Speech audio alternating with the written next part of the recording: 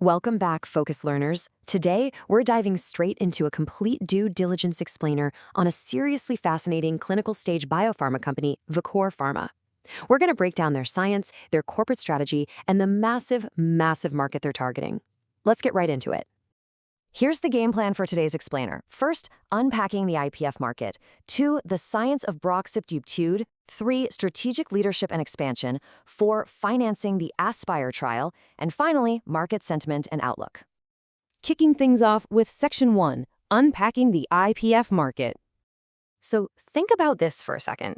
What actually happens when the lungs harden like a sponge? I know, it's a visceral, pretty terrifying analogy, right? But it honestly perfectly describes the devastating effects of the exact disease we're focusing on today. We're talking about idiopathic pulmonary fibrosis, or IPF. It's a chronic lung disease where the air-carrying tissue basically becomes progressively thickened and scarred. And the wild part? It happens for absolutely no identifiable reason. It makes the lungs stiff, which severely limits their ability to move oxygen. Now, finding disease-modifying innovation for this condition, it's absolutely crucial for patients whose lives are limited by it. And, by extension, it matters deeply to biotech investors who are looking for companies creating real-world, tangible impact. And this brings us to the sheer scale of the medical challenge, which, as you know, translates directly into market size. By the year 2033, the estimated global market size for IPF is projected to cross the $10 billion mark. That's a 10 with a B. It's a staggering figure, and it really highlights just how much financial weight is backing the race to find a better treatment. So what's actually driving this market to a projected 10 to 15% compound annual growth rate over the next decade? Well, it comes down to a few very specific catalysts. We're seeing new drug approvals entering the market, rising disease awareness, which leads to better diagnosis rates, and just broader treatment adoption in general. Plus, there's a simple epidemiology of an aging global population, which naturally increases disease prevalence. There's a massive white space here for well-tolerated therapies that can stabilize or, hey, even improve lung function. Moving right along to Section 2, the science of Buloxibutid. Vicore is actually developing an entirely new class of drugs known as ATRAGs, or angiotensin II type 2 receptor agonists. They are working to unlock the potential of these novel molecules to see if they possess true disease-modifying capabilities in severe fibrotic diseases like IPF. It's cutting-edge stuff. Now, if we look at the Core's lead program, a drug candidate called Buloxibutid, we see a really strong clinical profile. It's a first-in-class oral small molecule, and this is key. It's already been granted both orphan drug designation and fast-track designation from the US FDA. The ultimate goal here? It's basically the holy grail for IPF patients, which is stabilization or outright improvement in their lung function. So how exactly are they proving this works? Enter the Phase 2b Aspire trial. Now, Vicore made a very strategic decision in the second half of 2024 to expand the trial's scope to 360 patients. That's 90 more than their initial design. Why does that matter to us?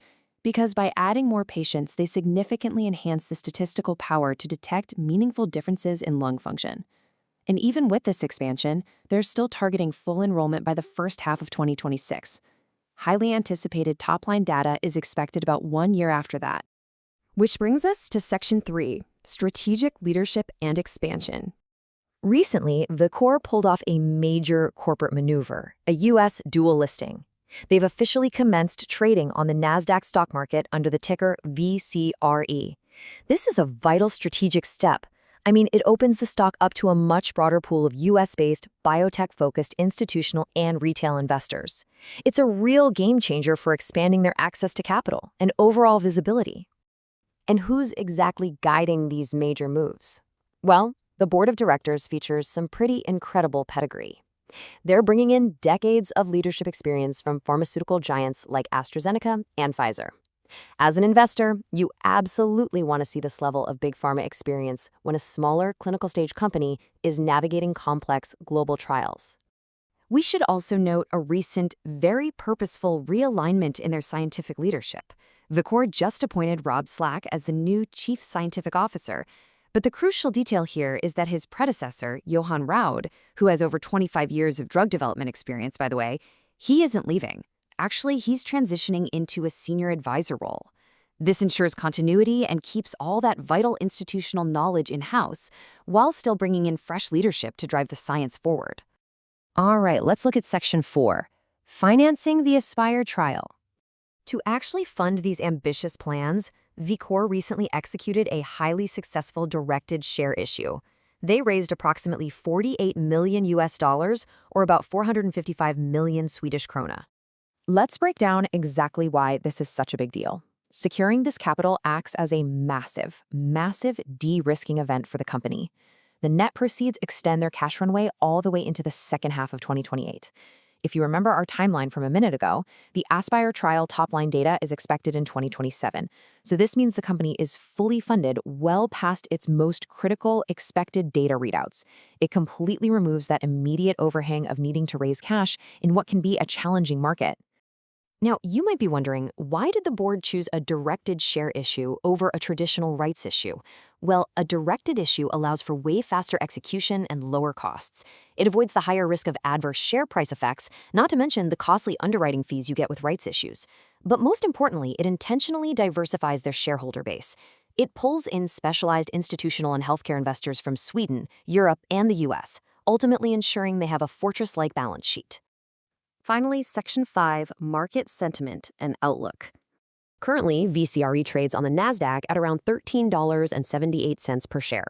The market capitalization does vary across its global listings, ranging from approximately $372 million up to $3.92 billion, depending on the float and the specific exchange metrics being tracked. But here is what's really notable. The consensus rating. Across the 8 analysts covering the stock, the rating is a unanimous buy.